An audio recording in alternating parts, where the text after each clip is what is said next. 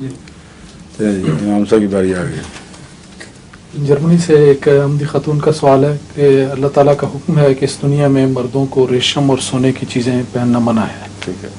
لیکن قرآن کریم میں آیا ہے کہ جنت میں ریشم کا لباس اور سونے کے کڑے پہننے ہوں گے. اچھا پہننے ہوں گے ضرور.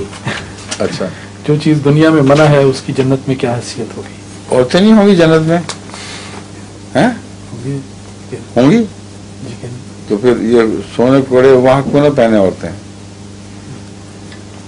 لیکن سوال ہی پورا بے بنیاد ہے، کیونکہ خود ہی کہہ رہی ہیں کہ اس دنیا میں منع ہے اور خود ہی کہہ رہی ہیں کہ اس دنیا میں منع نہیں. تو سوال کیا بنا پھر؟ جس نے جو منع کرنے والا ہے اس کے متعلق سوال ہی اٹھا رہی ہیں، اس نے اس دنیا میں منع کر دیا اور اس دنیا میں منع نہیں کرے گا، تو پھر سوال کیا بنا؟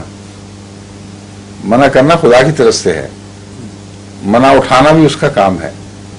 تو صرف اتنا نتیجہ نکلتا ہے کہ اس دنیا میں نہیں پہنو گے، اس دنیا میں پہنو گے. دوسرے وہاں میں اس لیے عورت کا سوال اٹھایا تھا کہ عورت مرد دونوں ایک ہی چیز ہوں گے، وہاں جنس نہیں ہے کوئی. سمجھیں؟ یہ حور کا جو ترجمہ کیا جاتا ہے نا، حور مقصورات فی القیام، کہ عورتیں، یہ غلط ترجمہ ہے.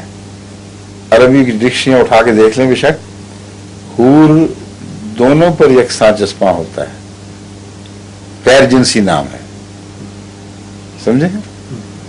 اس لیے عورتیں جو کہتی ہیں کہ تم لوگوں کو تو حوریں مل جائیں گی، ہم کیا کریں گی؟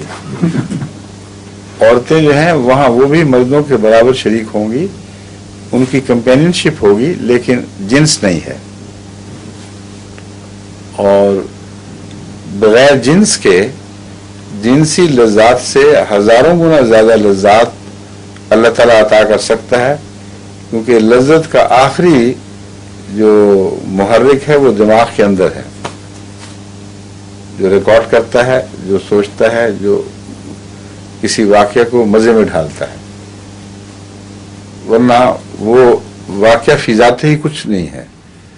اب ایک مظلوم عورت جس طرح کے باسٹین کے ساتھ تھوڑا ریپ ہو رہی ہے، تو واقعہ تو وہی ہے جیسے بیاہ ہو جائے اور میاں بیوی اکٹھے ہو جائیں. جہاں تک مادی کیفیت کا تعلق ہے اس میں کوئی فرق نہیں، لیکن ایک طرف عذاب ہے بہت دردناک، ایک طرف ایک لذت ہے جو خدا نے اس میں رکھ دی ہے. تو لذتیں یا نفرتیں دماغ سے تعلق رکھتی ہیں. ایک آدمی ایک چیز کھاتا ہے، شدید بدبو پیدا اس کو لگتی ہے، اس میں دوڑ جاتا ہے اس سے. ایک کو وہی چیز بہت اچھی لگتی ہے. انگریز جو کھانے کھاتے ہیں بعض، ہم برداشت ہی نہیں کر سکتے، جو کچے گھونگے شونگے منہ چھڑک لیتے ہیں، الٹی آ جاتی ہے ہمیں. ان کو بڑا مزہ آ رہا ہے. چائنیز انڈے تو اس قدر بدبو ہے کہ ناقابل بیان ہے، اور بڑے مہنگے ہیں.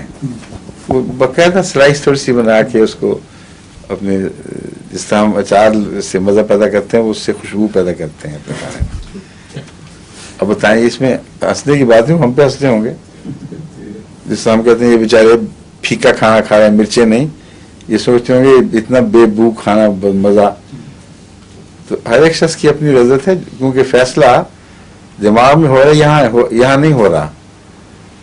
یہاں سے صرف میسج جا رہا ہے کیا چیز ہے، بس اس سے زیادہ کچھ نہیں.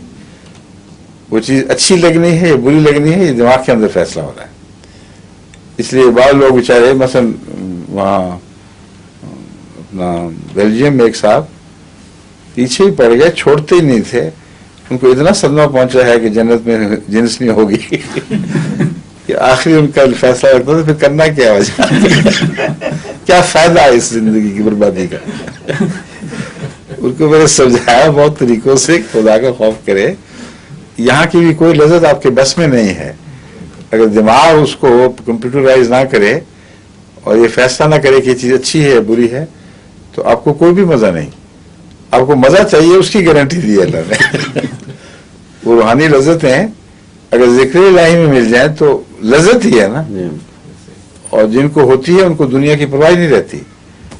اس لیے یہ جو بحث ہے کہ وہاں کس جنس کے لوگ ہوں گے، کیا ہوگا، یہ فرضی باتیں ہیں. اصل چیز ہے کہ پلیئر ہے، اور انفینٹ پلیئر ہے، ہمیشہ جاری رہنے والی، اور ایسی ہے کہ اس کے متعلق انسان سوچ بھی نہیں سکتا کہ وہ کیا چیز ہوگی، اور اس دنیا کی ملتی جلتی تو ہوگی لیکن وہ نہیں ہوگی، یہ بھی فرما دیا ہے، وہ تو بھی متشابہ، ملتی جلتی چیزیں ہوں گی مگر وہ نہیں ہوگی جو اس دنیا میں ہے۔